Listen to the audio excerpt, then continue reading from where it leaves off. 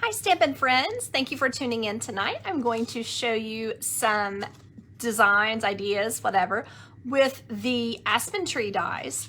Of course, this is kind of the main one where it cuts through an oval and you can put things behind it, different patterns of paper, and they look really pretty and Christmassy or whatever you put behind it basically. And then I'm going to show you a couple of other ways to use it and a couple other things about it. So let's get started. So I had so many ideas that it was hard to pick. First, I'll just show you a card that I made for us all to make at my local class. And it is available, and if you don't have my newsletter, it is available with a $60 order this month as well. It has this distressed gold paper behind it. It is just stuck down. It's not anything fancy, but it looks really fancy.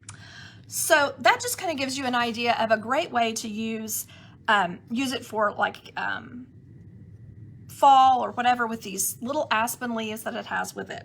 Now there's also a really large aspen leaf with it that looks really cute. You could have, I could have done it differently, done a different layout, put this under the sentiment, would have been really cute. So just that is part of it also. Now I know I like to show you guys kind of weird things, but I did not buy the stamp set to go with this. So I kind of wanted to show you what I would do with this bird, because it's kind of different and unusual. So just kind of something to look at there. Now, I also wanted to show you, let me put a piece, I got a piece here of Pool Party, because I like to use it sometimes as a sky in the spring. Now the balmy blue would also look great. So I wanted to kind of show you what they show in this Stampin' Up! Catalog, in the examples, is putting this branch with some floral or some leaves or whatever on the end of it, with the bird sitting on the branch, that whole thing. But I honestly think that this looks like a canopy, and I think that you could add this to, now not so much with, in my opinion, with the white. Let me change that out. I was doing this on the brown, sorry. Okay, I think it'll make a little more sense to you then. But putting this in as background pieces, maybe some light, some dark, kind of a thing. There we are. Maybe even leave a little bit of green, just to kind of make it look a little bit like a forest. So now, you would want to spend a moment and get these kind of lined up, but I think that just kind of looks cute as well, as if it's, here's our tree and here is where our leaves are up above. So that is one thing that, just a different way to use this than maybe that you thought of. So I'm definitely going to show this, and probably even maybe use some, oh, what is that color? Gosh, let me spin my thing around, because that would help me remember it. Fresh freesia for red buds and stuff. We have a lot of that in Oklahoma, so it doesn't always have to just be an aspen. That's kind of my point. And I think that the light green looks really nice for spring on this. But anyway, I just try to be different sometimes, and I think that's definitely a different look than maybe what we would originally think of with this. Okay, so let's see. I didn't want to forget anything. I also wanted to show you, what if it's Halloween? You could certainly put this on a purple, which in this case is the Orchid Oasis, but you could put this on a purple and make this into a spooky type of card. You could have a little, I don't have one this year, but a little spider coming down in the middle here. You could put, now I didn't punch one, let's see if I can find some yellow, but a little yellow moon behind would be gorgeous. And I think that the Orchid Oasis really updates this to make it look kind of fresh, because it is purple enough to be purple, but it's still kind of different and blue. So anyway, Halloween, definitely a possibility with this. Okay, so now I'm going to just do a quick look over here for my Peaceful Deer. I think that would be really cute to put on here.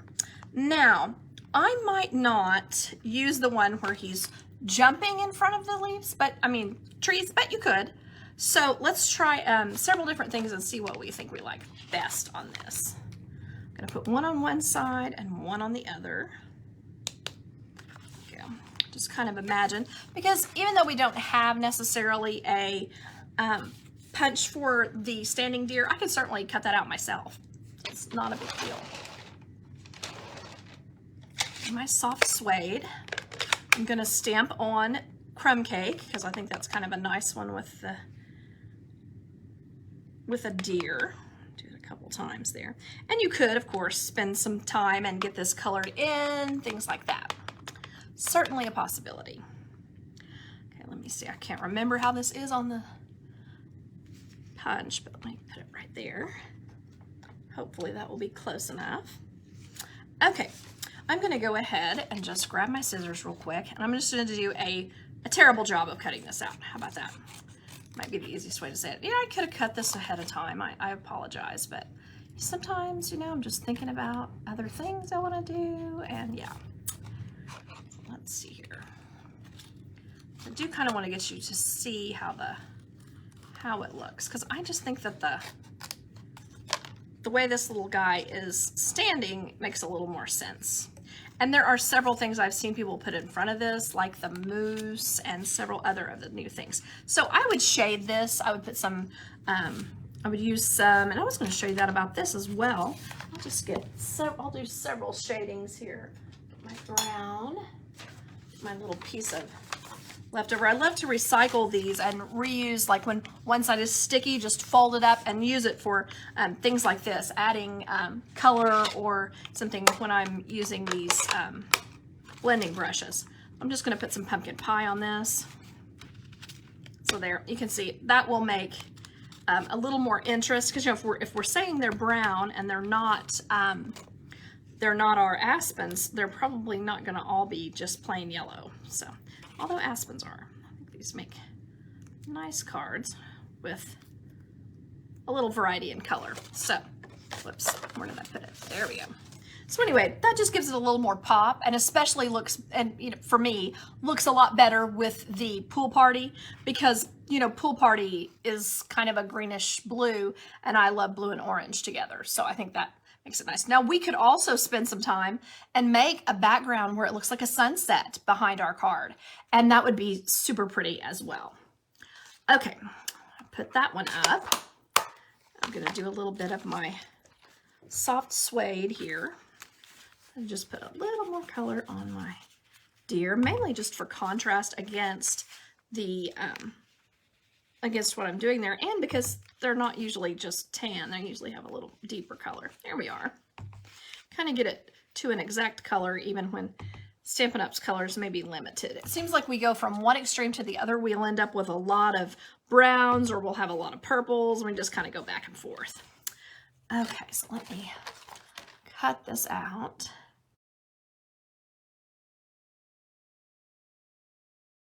So now back to where we were, which is where, oh, right here. I was just going to put all this on this same one to kind of show you. So there you can see that that makes him look a lot, I mean, that took me like 2 seconds. Now the cutting out took a minute, but I'm talking about the giving him a little more color. It took 2 seconds, and he looks a whole lot cuter than he would have normally. I just think it adds to it. You could also put a little bit of green grass down here. That would be super sweet. And then, you know, add your sentiment wherever, or put your sentiment on the inside. You can also just leave this and sign the card at the top. But what I like to do, and what I did on the card that I made, is put my adhesive just here, here, here, and here, because I don't want to have it, you know, sticking out anywhere. But because if I put it on this, I might not be able to tell what I was doing. And then have it just like a card front layer, like a layer that you put on a card front, and then that just is perfect for the size in here and still looks neat. You could put white on this side to write on, or you could put more of the blue and just kind of have it be all blue inside. So, okay, one other thing I was going to do here is, now not with the one where I have the sponge deer, because I don't think that necessarily, you wouldn't necessarily want to do that, but you can certainly sponge these if you want them to have a little more color and a little more texture, and just kind of random, you know, you don't really want to, you just kind of want to randomly do it, so that way you get a lot more variation in color. Oh, and then I have variation in color from the light as well, so sorry about that. But so here I'm imagining putting the background piece here, And then the idea of Wink of Stella as just being kind of the perfect thing to give this more color and more shine. In the past, I would have gone over this with some iridescent ice embossing powder, which we don't have anymore. But my point is, honestly, the Wink of Stella is much easier than having to do the embossing and all that. So I would just, if I can get it to pull, there we are. I would just run this down the trees so that it looks a little bit icy. Let's see if I want to get that. Oh, there we go. There. Because I kind of want it to have a lot. There we are. Get some kind of sparkles there. Maybe not quite that many, but some sparkles. Okay, now it may need a little more, but I've got quite a bit there. So then I could either use this one, or I could use just some plain Pool Party. But adding the little deer on, I think just makes it very striking. It would also be cute, and you could make it whimsical instead, to use the little snowman. Remember our snowman from a couple of weeks ago? You could put him on the corner, and that would be super sweet. Maybe put his little hat on, just kind of like he's at the edge of a clearing. Okay, I grabbed the one that isn't stamped. But anyway, you get the idea. I think this is a very versatile choice for a die. And can you see my sparkles? Yeah, okay, there we go. I think it is a pretty easy one to add. So let me see here. I wanted to get my Christmas sentiments. This is another one I kind of recommend. It's called Brightest Glow, and it has a variety of different sentiments. Happy holidays, Happy New Year, and then it has a really pretty Merry Christmas. If you haven't subscribed to my newsletter, please do that. It's on my blog, and links you can see at the top of my page. If you click through to Rhonda Griffin, Independent Stampin' Up! Demonstrator, you can see on the right-hand side a place to do that. But this is perfect for heat embossing. And then this one even is gorgeous for the inside of a card. I think it goes with some of the Brightest Glow. Well, it is Brightest Glow, but it goes with some of those papers and some of the trees. Let me see here. The Christmas, yeah, this one right here with the Christmas lights. And so it's supposed to be, you know, it's kind of all about light, those particular ones. So, anywho, I was going to grab this Merry Christmas. I think it's a little bit too big. What was the one I was thinking earlier? Joy is a good one. Let's try to stamp that on some white. Grabbing myself a big chunk of white here. And there we go. Some Pool Party. Tell if I've got that inked up enough. Oh yeah. And then I'm just going to, oh, I've done it. Well, maybe I'll use the bigger one, but certainly you could use the smaller one. It would certainly fit. And you could put an outside scallopy kind of layer on the back side if you wanted to.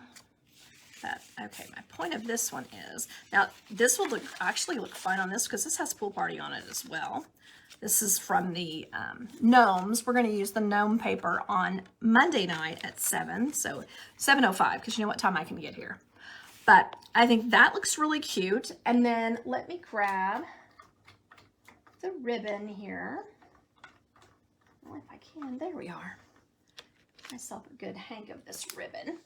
There we are. So of course, you know how I am. I love to tie it around the edge. So we can put it over here.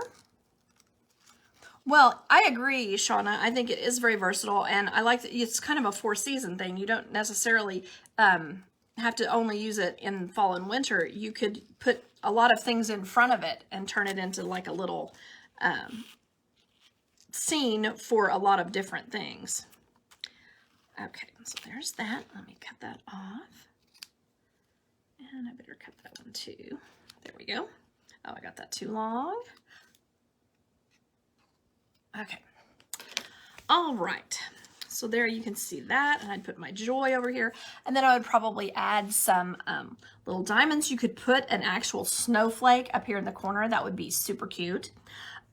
So just for another idea with that.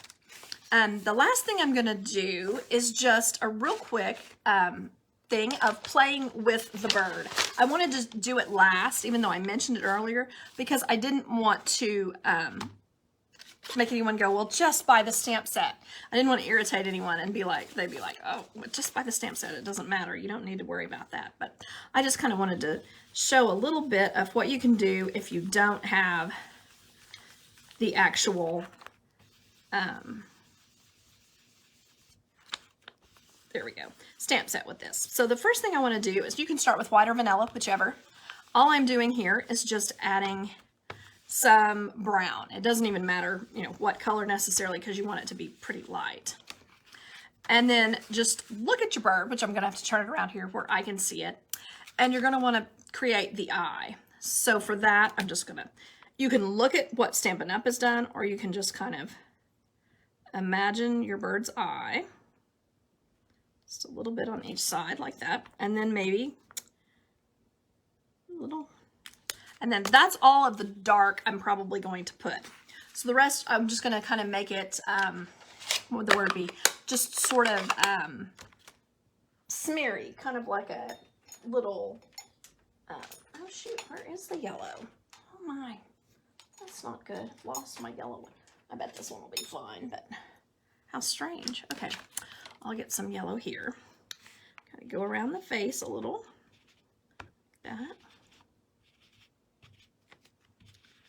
Perfect. Okay, then I just want to get some, oh, I don't know, Highland Heather, Gorgeous Grape. I think I'm going to go Fresh Freesia. What I'm going for here is like a little wren, so we'll see how this turns out. I haven't lost anyone yet. You guys have great confidence in me. I appreciate that. Okay, so I'm just going to turn it into a little purple wren, like a house wren.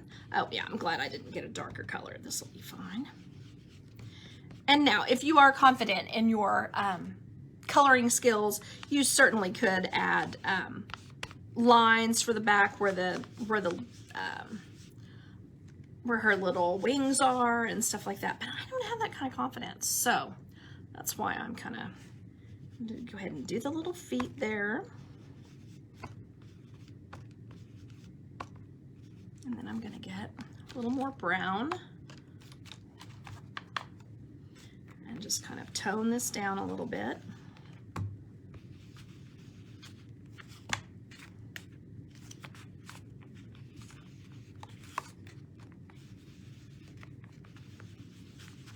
And I suggest not using the black for the eyes, just using a gray. Okay, so now that I've done that much, I'm going to go ahead and get some gray out, and just to kind of give it a little bit more, what would the word be? Like, let me use the blue. Variation in color, just because they're not just one color brown. So I put some gray in it. I hope I didn't grab one. Oh no, that's a good color. It doesn't have too much green in it. Sometimes we get grays with green. And I'm going to go a little bit more brown. Is that my brown? There's that, yeah.